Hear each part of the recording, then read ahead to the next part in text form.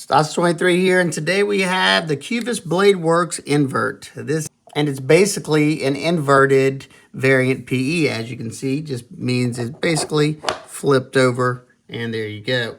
The invert will be a pre-order that is exclusive to KnifeJoy, and it will be a $5 pre-buy, and you will get a free dual logo pouch as well. Nice little touch. Pre-order will begin Thursday, March 3rd to Tuesday at midnight, March 7th.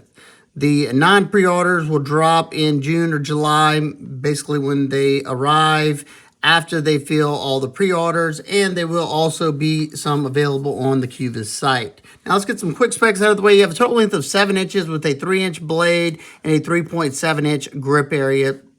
Your handle scale thicknesses come in at 0.42, so it's nice and slender. Your closed width in the pocket is 1.12 inches. Blade stock thickness is coming in at 0.12 inches. And the behind the edge thickness on this particular knife is around 20 thousandths behind the edge. Now let's take a close look at this. You have this nice classic drop point with a beautiful stone wash finish on here. The OEM is QSP, and they do some good OEM work. The knife does have a sharpening choil that just barely clears that plunge. I wish they would have opened it up a little bit or came up higher with it. However, being that the stop pin is not going to affect it if you open it up, that's something that you could do after the fact if you wanted to. You do have a row of jimping here, but it's more for that front flipper because I pretty much overshoot it. Not something that really bothers me any. You have a good tip for piercing task, and it's a robust tip, so you're not gonna have to worry about it as much if you're doing some light prying maybe. You have a fully flat ground blade that came with pretty close to a mirror polish finish on there. Let's see how well it cuts.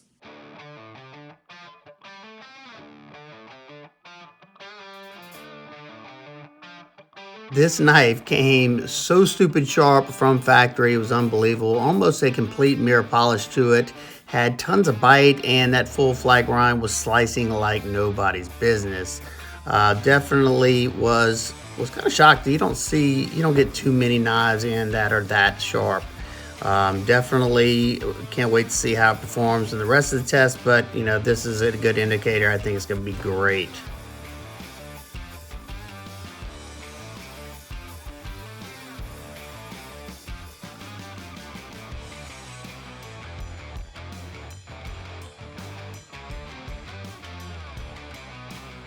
Now we're going to test the ergos and how well that edge is biting in this piece of birch. Right off the back, I'm able to make super fine curls, so I start increasing the pressure more and more because I wanted to see how those ergos were going to feel, because that lock bar kind of sticks up a little bit. Didn't feel it. The ergos were pretty darn good throughout. It wasn't until I really put on that pressure till I could kind of feel that lock bar, but nothing major. Man, oh man. Just watch how it performs in this rope. This is where I really noticed how incredibly sharp this knife was. I am barely pushing through this rope, and it's gliding through it without a problem.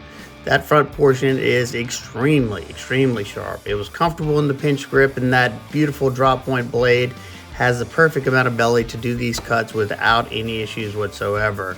It's definitely getting excel at anything on a flat cutting surface, and I think it's showing it nicely here.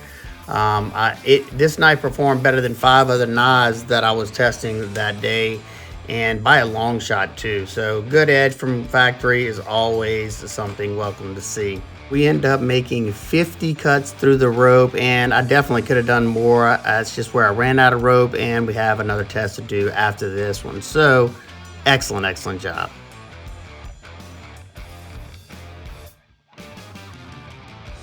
The drop points can be excellent at doing dry cuts like that. Very comfortable, slicey, and that edge, I could still feel the bite to it. Very crisp, and man, it just, it makes these tests a lot easier for me to do. I like to be able to show that factory edge and what it can do. Blasting through every one of the materials I put in front of it. The rubber was absolutely no match for it whatsoever. As you can see, it's clean cutting. And I'm not having to exert, a lot of energy doing this.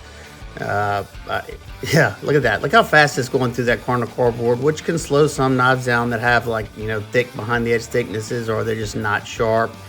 And we'll be able to test the bite out real quick. And wow, going through that denim like nobody's business. Definitely impressed with the knife and how it performed all the way to the end, and we'll check that edge after we're done.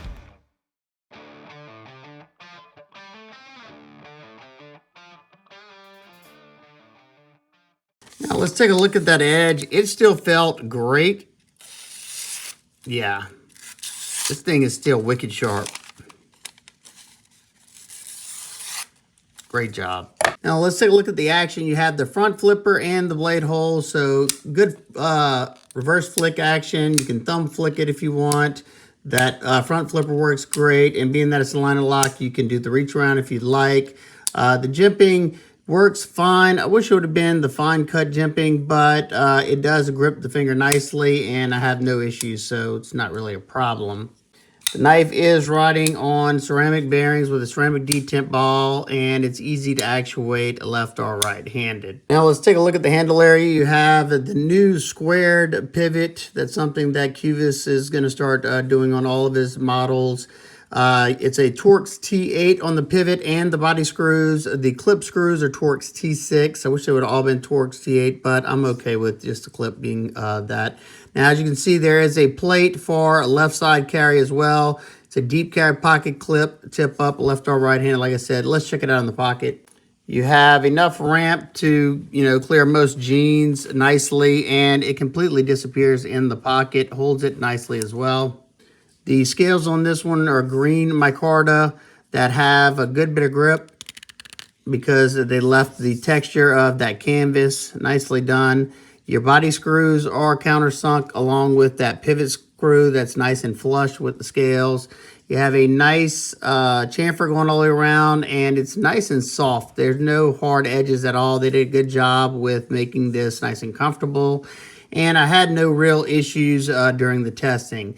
Now, whenever I did, when I was pushing hard into the wood, I kind of felt this, but as you can see, they did a good job where there's no sharp edges to where it was very uncomfortable or anything. Didn't notice it all that much. The clip stayed out of the way for me in my medium-sized hands, so it just depends on where your hand's gonna land, I guess.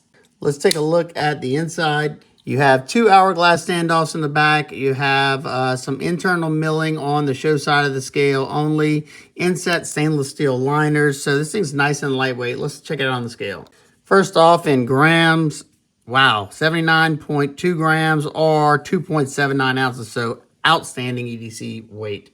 All right, now let's take a look at the lockup on the knife. It's sitting at around, I'd say, 50%. Bank vault, no side-to-side play, no up or down whatsoever. Very tight lockup, good access to that lock bar because of this cutout. Easy to get your finger in there, even if you're left-handed as well. Now for some quick size comparisons, we have the Ontario Rat Model 1 and 2. It's in the middle of those two, more in line with the Rat Model 2. As you can see, it's pretty darn close. If I was going pivot to pivot, they're almost identical. Two more great size references. We have the Civivi Elementum and the QSP Penguin. It's about the same overall size. It may be a little bit longer than the Elementum by a hair, almost identical as the Penguin. All right, now from nitpicks and complaints, I talked about it already. I wish they would give us a little bit more of a sharpening choil so it'd have a little bit more sharpening life before it starts to widen up in the back. However, like I said, that's something that I could open up myself with a Dremel or a file. This part right here, it caused a little concern, but it wasn't really that big. It wasn't an issue, really. I didn't really feel it that much whenever I was cutting to where I felt like I was going to have to put on gloves or anything. But overall, I think this one's going to be a popular knife for them. Great EDC size, beautiful action. This thing came with a ridiculously sharp edge and held it for a very respectable amount of time. They nailed it on this one. They did a great job. And I was excited to see that he went ahead with this one. I enjoyed this one as well. I got three of them. You know, this one, in my opinion, is a little bit more enticing because it's not such an unorthodox design as this way back pattern is. This one feels better in the hand, more comfortable, and I think it's going to make a lot of people happy. Depending on the price point, I don't know what the price point is going to be set on these, but being that this one is a more budget format, I would think it's going to be close, if not exactly the same as the price of those variant PEs. So if you have any questions, comments, concerns, please leave them down below. I hope everybody's having an absolute amazing day, and I will see y'all on the next one. Inverted peace.